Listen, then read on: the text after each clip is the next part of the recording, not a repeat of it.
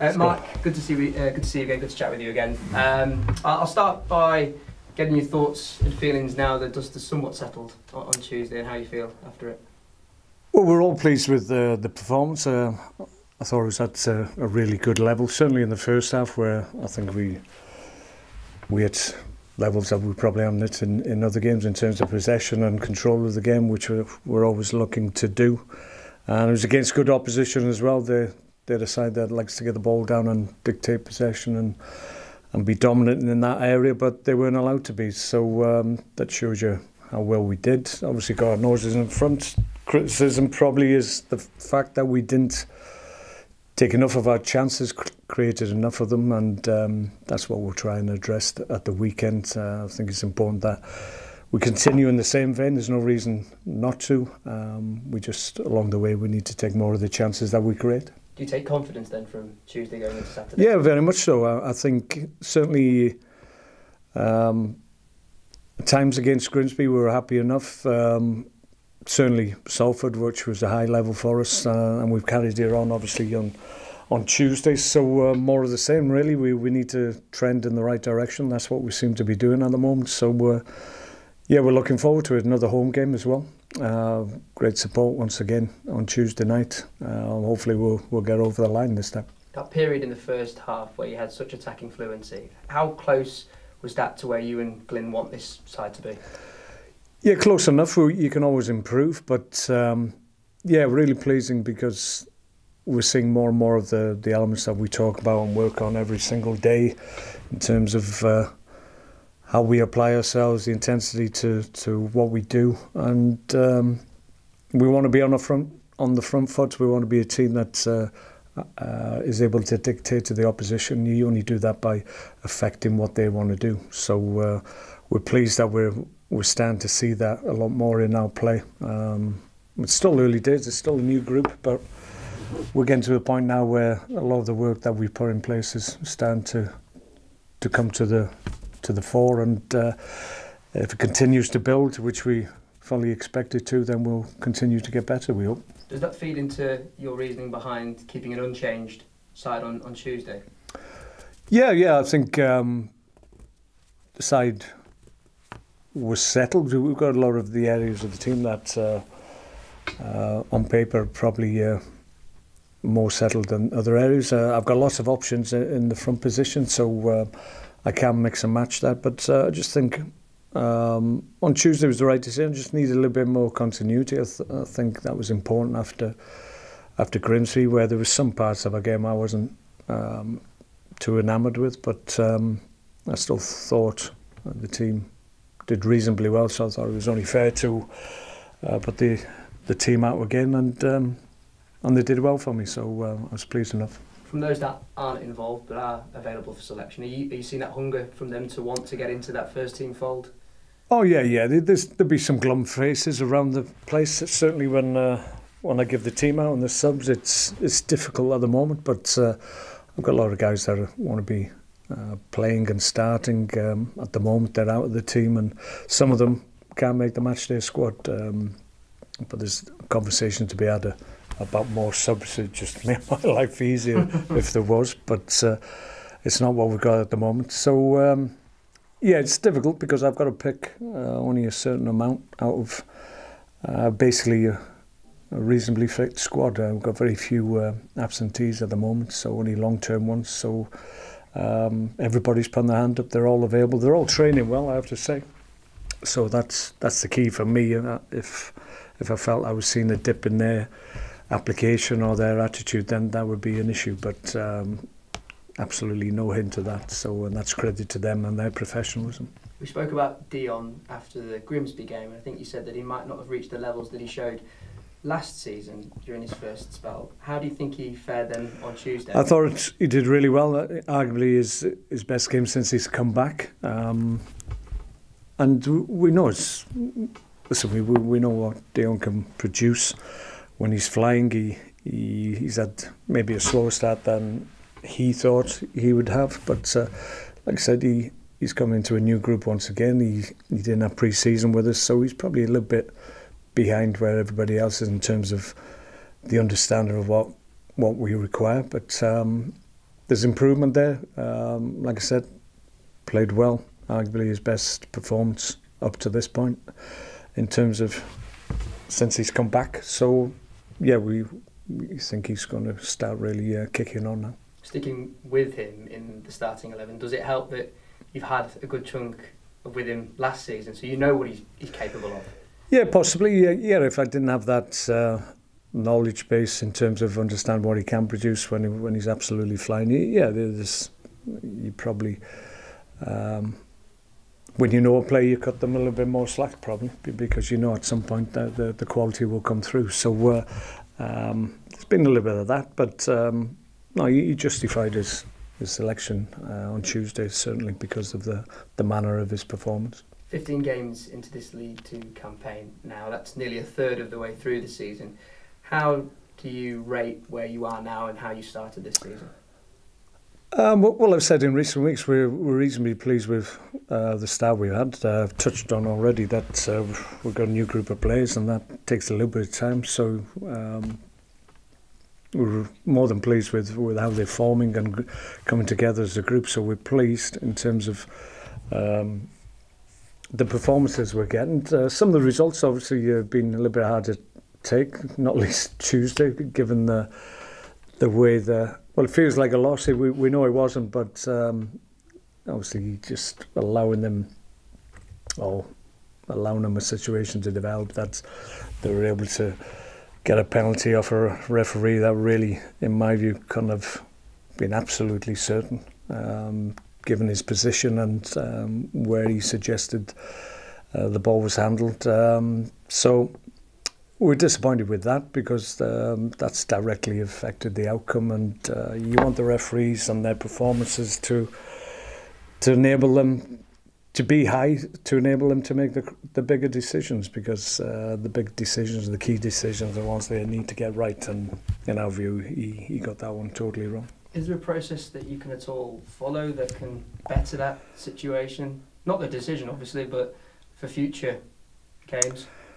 Not really. You can write to them, you can make your feelings known, and they'll accept the letter, they'll accept your arguments, they'll probably nod in the right places, and then they move on to the next game. So yeah, I think it's right and proper that when there's situations we're not happy with, I mean, it's right that we tell the powers to be that we have a number of concerns. So there may well be a couple of letters going back into this week maybe, but yeah, it's going to happen. We understand that, and we don't jump up and down just because we've lost points or even lost games. It's not as if we did lose the game the other night, but we just felt that decision was one that was very difficult to make given the position of the referee. Do you have constant communication with them on other situations to gain further clarity? And I'm speaking more profoundly about, we've spoken about it as well, the dark arts that other teams adopt to try and count the clock down. Do you have regular communication with them on those circumstances? We flagged that up. I think I'm almost certain we have. And yeah, those things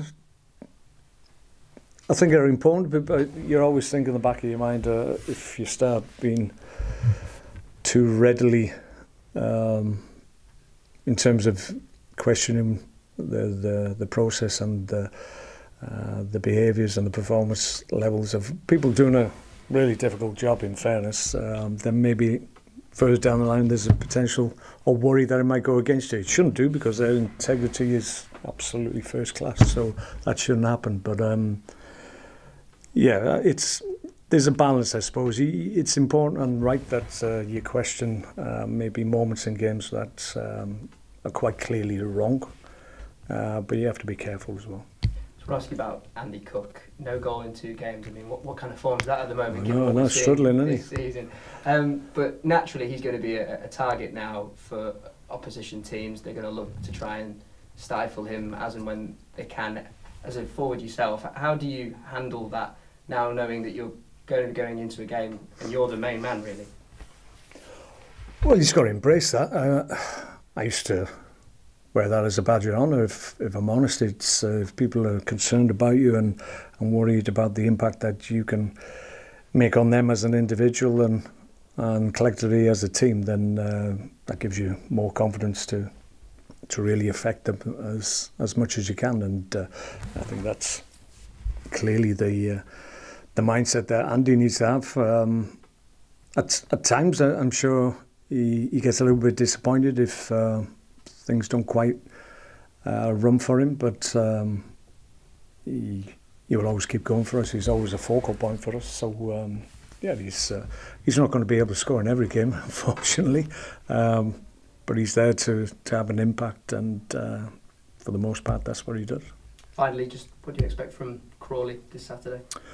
Well, they've had a slight pickup in results, obviously, in the change of management, so that can happen, new manager bounce and what have you. So maybe would have been slightly easier if we'd have played them a few weeks ago when they were struggling for results at any stage. But I think it's more about us, in all honesty, and the importance of us keeping our levels really high.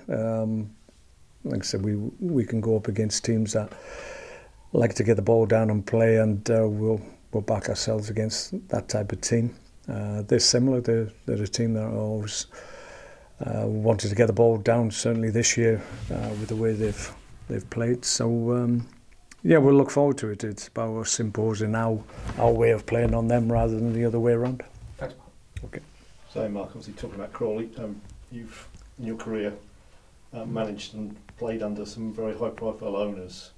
Obviously, the Crawley situation with this American investment group coming in who tried to buy this club, it sort of looks from the outside. It looks a very different sort of scenario. I mean, what are your sort of opinions on what they're trying to do down there? Well, I haven't got any real strong ones because I don't really understand the model, if I'm honest. But you probably have to explain it to me after. But yeah, it's a different way of looking at it. It's a different way of investing into the club, and they seem to have clear ideas. The thing with sport is that it all can't be worked out to the nth degree, because sport is fluid and things can happen, and you can legislate for a lot of things, but sport has the knack of disappointing you on occasion. So all the best laid plans and the trends and whatever they look at, and in terms of the recruitment as well, it still comes for the most part down to relationships and how well you can get the team functioning on the pitch. And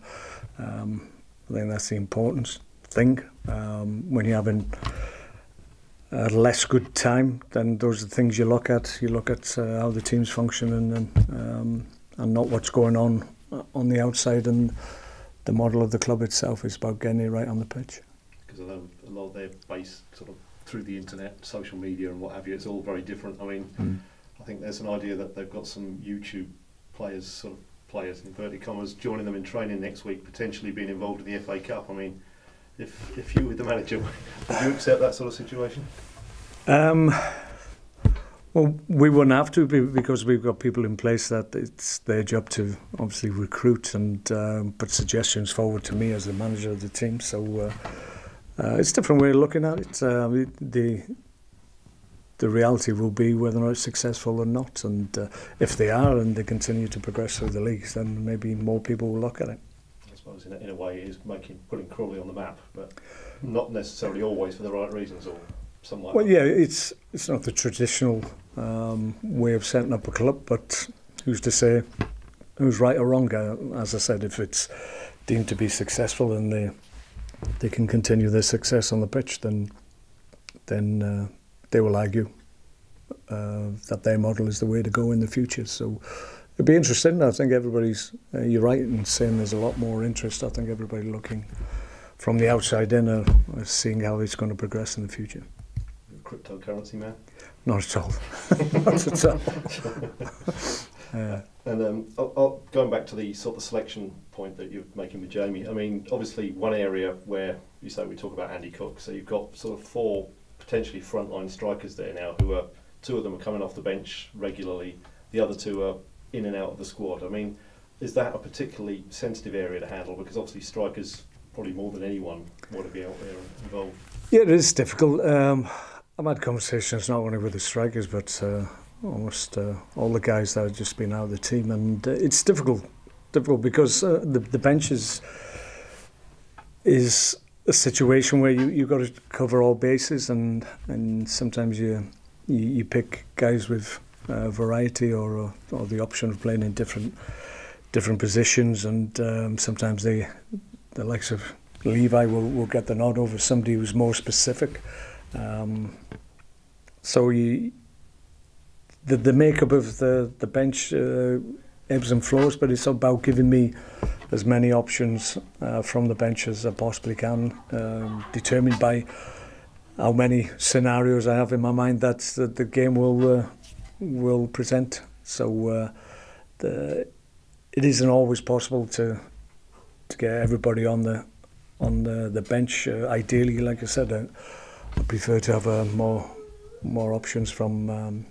Like in the Premier League, I think in the Carabao Cup we had more subs, I think, which made it easier for me in terms of the options I had and the ability to keep people happy. But there's a few glum faces when they don't make the matchday squad, because the reality is that none of them have done anything wrong. Sometimes I have to explain that it's not because they haven't trained well, or they haven't presented themselves well, or haven't adhered to what we're about. It's none of those things. It's just circumstances and the context of the game sometimes.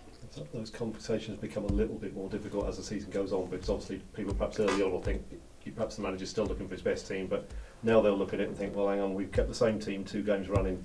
It's a similar surge, they might. Yeah, maybe, but we try. We always integrate everybody. It's not as if the ones that are involved are in a little corner of the field and we're ignoring them. It's very much we're all part of what we're trying to do here. So I think if you show that respect and that trust in them, that I'd like to think I've shown in a lot of the guys. Sometimes we've had examples where somebody's gone out of the team, or I'll make a direct replacement. Somebody who hasn't even been on the matchday squad, I'll put straight in the team because I trust them to do that specific role. And they've seen that and they understand that. So I think that they understand it's not easy when everybody's fit, but everybody's part of what we're doing, so they understand that. Is that one of the more sort of trickier parts of management, presumably, as experience goes, dealing with players when they're not in the team? Because it can be stories of the bomb squad, people being put in the field over there, and it can be the most difficult part if you've got the wrong personalities or types that don't deal with that situation that they find themselves in as well as they should do. So it's all about being professional. When you find yourself in that position, the reality is, you're disappointed, but day in, day out, you just got to do your work, be professional, be ready when you're called upon, and if you do that, you're likely to get more chances, because then you don't irritate the manager about being glum around the place. So I think everybody understands how it works.